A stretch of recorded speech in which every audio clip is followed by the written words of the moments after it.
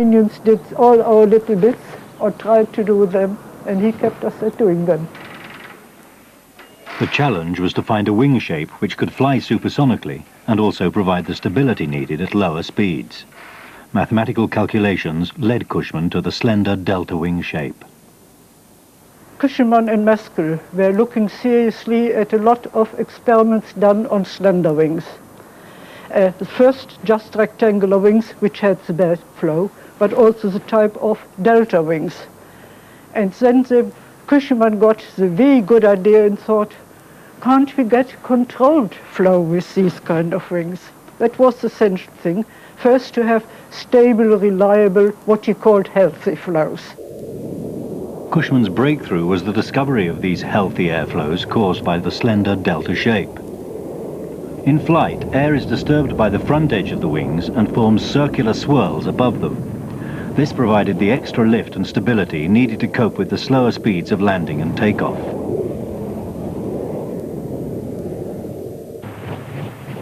It was William Gray, a former fighter pilot also working at Farnborough, who demonstrated that Cushman's calculations would work in practice. He was assisted by a young aerodynamicist, Dr. Jean Ross. There had been some work done in America on models similar to this in a wind tunnel, which showed that in fact they became uncontrollable laterally. You would get an oscillation that built up. And what Gray did was to fly models which had got the right sort of weight distribution, and he would fly them. He would throw them off the top of tall buildings, off the top of the control tower, and then also worked in the 24-foot tunnel here, and showing them that you could fly at the sort of angles of attack that one needed to land safely. My involvement in the test was mainly as a sort of ball girl to go and pick the models up when he'd thrown it from somewhere. There was a team of us took it in turns to do that. We'd got younger legs than he had. But also I was in a team that was working to sort out the mathematical theories. It didn't have the electronic computing machines, so we had large offices full of women doing computing exercises. Cushman's maths and Gray's models helped to convince the Supersonic Transport Advisory Committee of the shape the plane should take. The committee was led by Morian Morgan. In the course of our work, this sort of shape was evolved as the most likely shape for an aeroplane doing about Mach 2, flying at twice the speed of sound across the Atlantic. It's rather a lovely shape. You really feel if God meant aeroplanes to fly, he meant them to be this shape. The engines capable of powering supersonic flight already existed and had been developed by Bristol Siddeley in the mid-1940s. Concorde is powered by 4 Olympus jet engines, the design of which started way back in 1946. They were originally used in the Avro Vulcan jet bomber, which was Britain's main deterrent for many years. And then they were subsequently adapted for power generation, electrical power generation, and for naval ship propulsion. There had to be some big changes to the engine to make it suitable for Concorde. Although the thrust of the engine had been increased by a factor of 2 from the start of the program, it had to be increased again for Concorde, so we finished up with almost 4 times the original design power. But the British were not alone. At the 1961 Paris Air Show, the French revealed a model of their version of a supersonic passenger aircraft, the Super Caravelle. With remarkably similar designs, the two nations decided to join forces. In 1962, the French and British governments signed a treaty to build a plane newly christened Concorde. 4 companies, 2 in Britain and 2 in France, undertook the production work.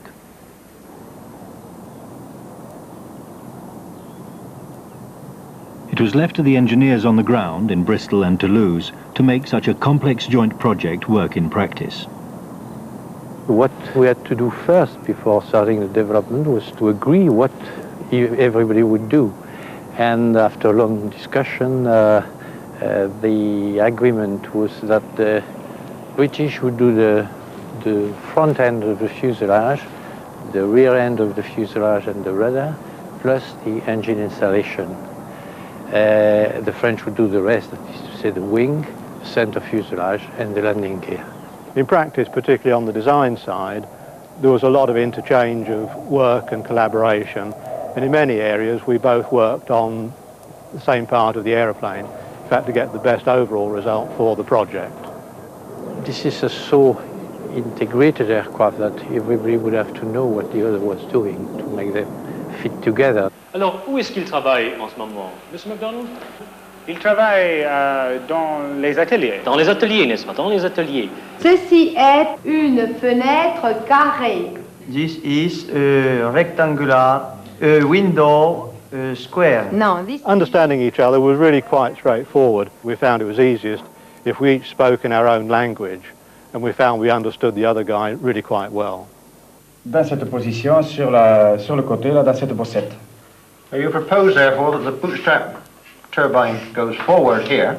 People might think it was difficult to get the parts fit together, you know, French working in millimeters, British in inches, but that wasn't a problem. I mean, physical matching of the parts was not a problem. When we effectively had a glorified Meccano set, parts did in fact go together with remarkably little difficulty in the end. In many ways the culture was different. I suppose the most obvious one is the length of time we used to spend having lunch in France in the early days of the programme. We had nice parties in France, and we were playing skittles in Bristol, and they learned playing pétanque in Toulouse.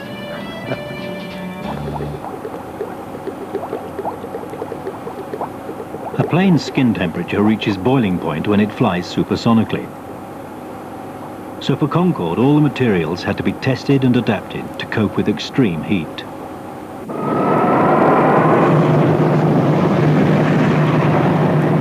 By 1965, the tested body parts were beginning to take shape and were put together to form the prototypes.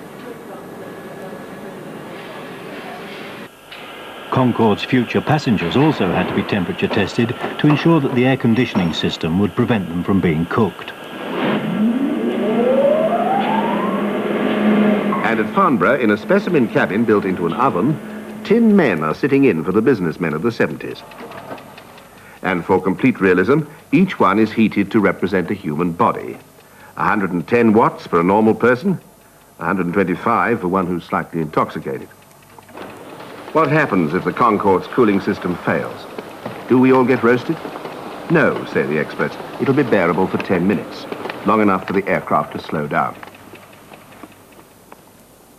Meanwhile, the political temperature was heating up. A Swedish aviation expert, Bo Lundberg, spoke out about the possible dangers of radiation for the supersonic passengers of the future. Life and man has developed on this planet during millions of years under the shield of the atmosphere that has protected us from dangerous cosmic rays. Why then this extreme hurry to put the ticket-paying passengers at the top of this shield before all the dangers are known? Though the dangers of radiation from cosmic rays proved unfounded, the airlines of the day took no chances. Initially, British Airways weren't going to have stewardesses on Concorde because they felt that because of the altitude at which Concorde flies, it would make the girls infertile because of the radiation up there. And in fact, there isn't that much of it at all. And it was quite funny because as soon as Concorde came into service, there was a baby boom on the fleet and everybody started having babies because of, instead of being away for 3 weeks at a time, everyone was at home for most of the time and only away for a couple of days. Back in the early 1960s, the stratosphere was unknown territory, and the prototypes were laden down with equipment to monitor its behavior. Hundreds are working in the apparent chaos of a long electronic tube. Much of the hundreds of miles of wiring needed in the prototypes is special to test aircraft. In the space set aside for passengers in the production aircraft, there now sit twin rows of black boxes. They are there to record all the data from flight tests. The world caught its first glimpse of Concorde in 1967 as the prototype 001 was rolled out in Toulouse. Brian Calvert, a future Concorde pilot, was among the crowds that day. In due course, after a little playing by a military band, the hangar doors opened and there was this amazingly beautiful creature sideways onto us, revealed, and a rather theatrical tractor driver came out and got into his cab and towed the aeroplane out in a great arc. The nose of the aeroplane swung over our heads, and all the Caledonian girls went, "Ah," like that, and I thought, I'm going to be a Concorde pilot. Now began one of the longest periods of test flying in aviation history. Shared by Britain and France, the teams were led by test pilots Brian Trubshaw and André Turcat. Well, this is the old 001. We flew for the first time on March 2, 1969. And this was our office. What about the TV sets? Well, for the tech thing? Yes. Do La roulette est 12 mètres derrière le... Do they need to be here? Because as well, the flight test program of Concorde was obviously too long, more than 6 years. This was due first to the difficulty of the technical problems to solve. Everything is new here, but also to the conditions of the Franco-British cooperation. The most difficult part, I think, of the whole of the flight test program was actually getting the engine intake combination, you might say, which is called the power plant, to work satisfactorily. There are times when the air going into the engine, you might say, is not digestible. And when it is not digestible, the engine behaves rather like we do when we have something that we can't digest, and there is a loud bang. It's like a large belch in many ways. It spits the air out of the engine, it won't take it. Arctic 61 F2 now. 6 years on, a whole range of improvements was incorporated into the final design. Big visible modifications have been made, and this is mainly to the nose. With a windscreen we can look through, which was not exactly the case for the prototypes, and also the rear part of the fuselage, which is longer and nicer, I think. When the design started, nobody knew how to make that visor, sliding panel, call it what you like, transparent. So the prototype finished up with a metal visor and a sort of peephole that you could see a little out of. And I always felt that one day it would stick and you wouldn't get it down for landing. And my judgment was that you'd get two for a nice try. But public attention had become focused on one of Concorde's more spectacular qualities, the sonic boom. Just as a bow wave attaches itself to a boat, so all the while an aircraft is flying supersonically, it creates two shock waves, one from the front and one from the back, which roll across a swathe of countryside miles wide, to be heard by everybody underneath as a sort of double bang. Concerned about the effect of the sonic boom, the anti-Concorde project was set up by Richard Wiggs. It was found by measurements that were carried out by experts that the amount of shaking that was caused to cathedrals, houses and various types of buildings was about 10 times as much as anything else that happened to them, like great storms and thunder. And bits did fall off St David's Cathedral. Chimney stacks fell down, windows were broken, greenhouses were shattered, and quite a substantial amount of money was paid out in compensation for the damage that was caused. When the airplane was being designed, people expected it would be able to fly over land and cities and so on. It became clear to many of us before we went into service, and certainly after we went into service, that it would never be able to fly anywhere supersonically except over the sea. Concorde's final production cost escalated tenfold to nearly £2 billion. The rising cost provoked a backlash as the project reached the point of no return. It was pretty precarious anyway getting Concorde into service. I don't mean technically, but politically, because it made a wonderful opportunity for everybody to take sides, and everybody from the Bishop of Kingston to Mary Goldring, the economist, and hundreds of other people all had views about Concorde which they made extremely public, and it was our job simply to make the thing work and to demonstrate in many cases that it wasn't the evil monster that some of them thought it was going to be. I think for us as cabin crew, it was very exciting being one of the first crews on Concorde. It was very much a pioneering feeling on the fleet. We felt somehow that life was very hard for Concorde. She had a lot of political problems, and there were a lot of people against Concorde on both sides of the Atlantic, and yet it's such a masterpiece of technology. We felt it was a shame she wasn't getting more support and more encouragement. Across the Channel in France, Concorde received a warmer welcome. Politicians like President Pompidou took pride in their association with the plane. The Concorde pilot, Edouard Chamel, recalls the public's response. Les Français ont toujours été très fiers de leur passé aéronautique. La France, pendant de nombreuses années, surtout dans la première partie de l'aviation, a été très très active dans le domaine de l'aéronautique. Et donc pour Concorde, la réception a été bonne. Il y a eu peu d'opposants. Il était à la fois très beau, très extraordinaire. Et donc son aventure elle-même a capté les gens, et dans tous les domaines économiques. Depuis l'huile végétale, en allant aux montres, les valises, bien sûr, tout ce qui touchait le voyage. C'est la première fois que l'on découvre pour un avion un tel attachement. But other countries proved less enthusiastic. Of the hundreds of Concordes optioned by the world's airlines, only Air France and British Airways went ahead, ordering 7 each. In January 1976, Concorde was finally launched into passenger service. Behind Captain Todd, talking to his co-pilot, Captain Calvert, was Concorde's original test pilot, Brian Trubshaw. Today, his original job done, he was taking a back seat. I was the co-pilot on the first commercial flight from London to Bahrain. We took off at the same time as the French airplane from Paris. They went off to Dakar and Rio de Janeiro, and we went off to Bahrain. There's an enormous amount of equipment packed into a tiny space, and it had more systems, the hydraulic systems, the center of gravity transfer systems.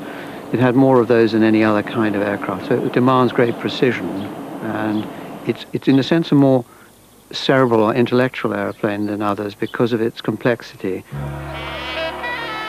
But Concorde soon hit turbulence. Protest groups in the States fought hard to prevent it landing in New York.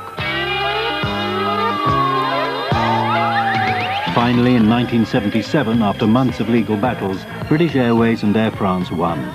Stewardess Charlie Hicks was on one of the first flights. The New Yorkers have a very sort of dry sense of humour, and I can remember we opened the door and the ground staff who were waiting for us said, "Hi, what catcher? We've been waiting for years." And they're really great fun, and everybody, the ground staff, all made such a fuss of us. And people seemed, we were expecting some sort of anti-feeling, but people seemed very happy to see us. We had quite a lot of trouble with serving the meals at first because people were so excited to be flying at twice the speed of sound that they all wanted their photos taken on board to record this momentous event. Nothing like this had ever happened before, and everybody wanted to be able to say, "I've flown on Concorde," or just to see what it was like. And we carried a lot of famous people, film stars and the pop groups. And I was on one flight once where we brought Superman back. We were all agog to see what he looked like. And everybody was fascinated because he didn't have anything to drink at all, just a glass of milk. The New York service was a success, but other routes remained closed to Concorde, and the planes often sat idle on the ground.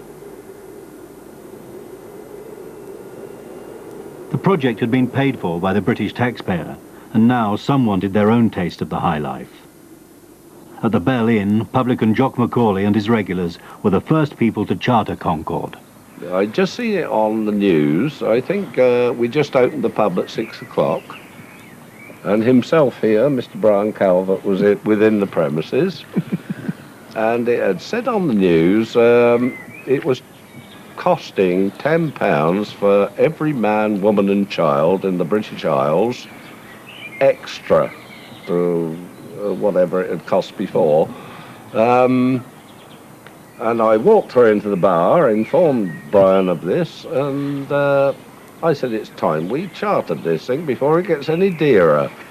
And I think you said, well, if you can fill a Concorde, 100 people, why don't you have a go? I had the pleasure of flying this extraordinary team from Aldworth. A lot of people came up to see what was going on. Grandmothers, brain surgeons, children, my mother-in-law didn't want me to go too far. And all sorts of people came up. They did. They all wanted to go up and have a look, didn't they, to see what made the thing work. That's right. We paid £100, £5 was for coaches, and so much of that went for charity as well. You could just see, well, I reckon you could just see the curve of the earth, and sort of, that to me was fantastic. So never see it again. We were the only people in the only part of the whole universe at that height, at that speed, and it was just wonderful. I think one of our friends, his false teeth dropped out. Whether that was because it was going back to or not, I don't know. Did you enjoy yourself? The Bell pub trip opened the floodgates for Concorde's lucrative charter business. Together, these flights keep 1 out of the 7 planes busy. But all aeroplanes have a limited lifespan, and when time runs out for Concorde, supersonic travel itself will come to an end. Transport has always sought to decrease journey times, right from the days of stagecoaches and clipper sailing boats, steamships and aeroplanes. And for the last 30 years, aeroplanes haven't gone any faster, except for Concorde. Now, one of these days, men of vision will do a successor to the aeroplane. Sadly, I don't think the initiative will come from this country. It'll be a big international project. It'll involve America, Japan, and probably the French as well. On its current rate of usage, Concorde is likely to continue flying till about the end of the century, possibly just into the next century. But we are actually running tests on a British Airways aeroplane to measure in-flight stresses. Hopefully, using those results, we shall be able to keep the aeroplane flying until about the year 2010.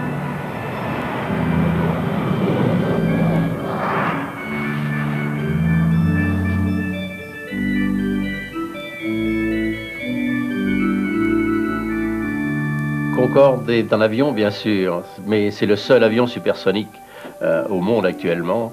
Concorde, c'est aussi un oiseau et c'est une légende. Ce sera bientôt un mythe. C'est un avion qui a une beauté tout à fait extraordinaire. Et pour finir, je crois que c'est la plus grande aventure humaine de notre siècle. Only 20 Concordes were ever built. 14 are in airline service, 2 are used for spare parts, and 4 are in museums. Will we end up in the museum with it, Ricky? I think when the aircraft stops flying, we will either probably end up in the museum, as John says, or maybe they'll throw us on a rubbish heap somewhere. I think our futures have been, our past and our futures are pretty inexorably linked with this aircraft. It's been a long time, over 50 years between us. Ladies and gentlemen, we shall be landing shortly in London. Please now return to your seats and ensure that your seatbelts are securely fastened. Thank you for choosing to fly Concorde, the world's fastest passenger aircraft. We look forward to welcoming you on board again soon. Good night now, and thank you.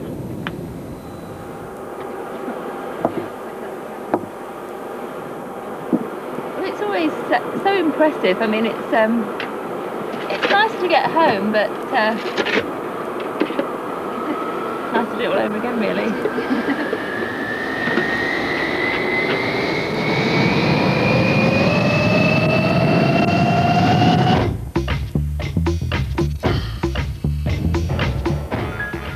Next week's vehicle in perpetual motion is the Milk Float, a victim of its own success. Next Friday, 8:30 on BBC2.